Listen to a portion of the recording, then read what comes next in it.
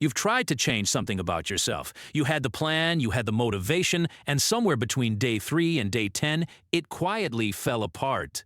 And the worst part isn't that you failed. The worst part is that you already knew you would.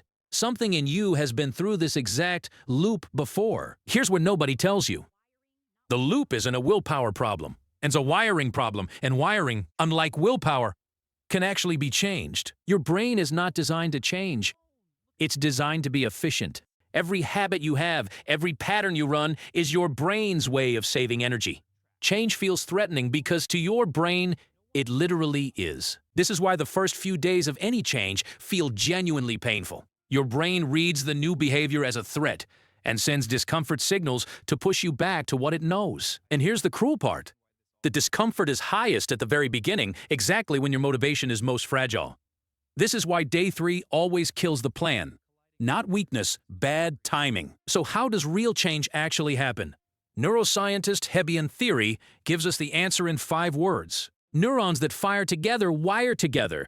Every time you repeat a behavior, that pathway gets slightly stronger. This means real change isn't about massive transformation. It's about tiny repetition. The person who changed their life didn't do something huge once. They did something small every single day. Psychologist BJ Fogg discovered that the most effective change starts embarrassingly small. 2 push-ups, a 1-sentence journal entry, 1 deep breath. Small enough that your brain doesn't trigger the threat response. Because the goal isn't to change your behavior. The goal is to become the person for whom that behavior is natural.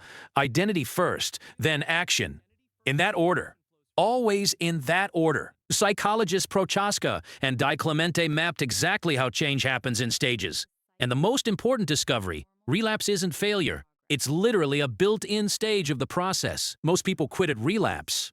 They take it as proof that change isn't possible for them. But research shows that most successful changers relapsed between 3 and 7 times before the change stuck. The difference between people who change and people who don't isn't how many times they failed. It's what they told themselves about the failure, and that story is everything. The first thing that makes change stick, environment design. Willpower is exhaustible. Your environment is permanent. The person who designed their surroundings to make the right choice easier wins every time. Second, identity language. Stop saying, I'm trying to exercise more. Start saying, I'm someone who moves their body.